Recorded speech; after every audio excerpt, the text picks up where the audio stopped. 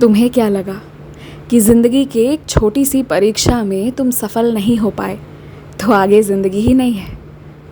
थोड़ा सा तुम्हारा सर क्या झुक गया? तुमने तो ज़िंदगी से ही हार मान ली, जीना ही छोड़ दोगे? ये तो कोई बात नहीं है। अपने आप को देखो, अपनी असलियत को पहचानो।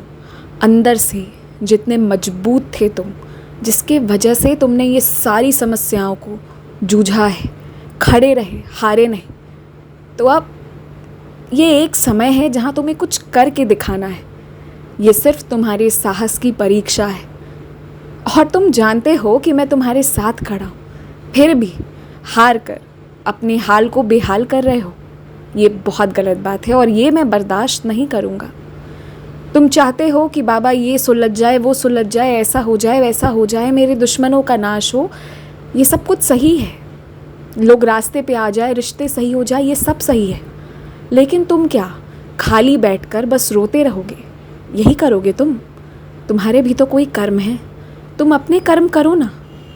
तुम अपने आप पर ध्यान देना शुरू करो। तुम कुछ नया सीखना शुरू करो। अपने काम को मन लगाकर करना शुरू करो।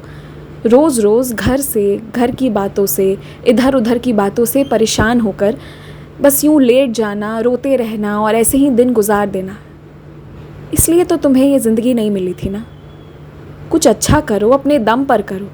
मेरे आ जाने के बाद मेरे साईं सब कर देंगे। ये भाव तो अच्छे हैं, लेकिन इसका ये मतलब थोड़ी है कि अब तुम कोई कर्म नहीं करोगे, बस शांति से बैठे रहोगे। अगर मुझे तुम रंग बिरंगे कपड़ों में देखकर खुश होते हो, फूल मालाओं से सुसज्जित देखकर खुश होते हो, तो वैसे ही तुम भी अच्छे से तैयार होकर रहो। अपने बाल संवारो, अपने शरीर पर ध्यान दो, अच्छे से, अच्छे बच्चे की तरह सुंदर से रहो।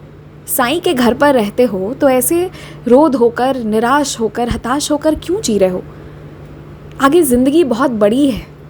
अगर तुम अपना इज्जत करना शुरू कर दोगे, अगर तुमने जो गलतियां की है उसे स्वीकार कर लोगे, तो उसके बाद देखना ज़िंदगी बदल जाएगी। लेकिन पहले खुद तो थोड़ा बदलो। मैं तो तुम्हारी मदद करने के लिए तैयार हूँ, लेकिन अब तुम तैयार हो जाओ अपने साईं को मानने के लिए। ऐसे हारा हुआ निराश मत बैठो, उठो, कुछ अच्छा करो। कुछ बहुत बड़ा करने के लिए बस कुछ छोटे से ही शुरू करना पड़ता है। तुम छोटी छोटी शुरुआत करना शुरू तो करो।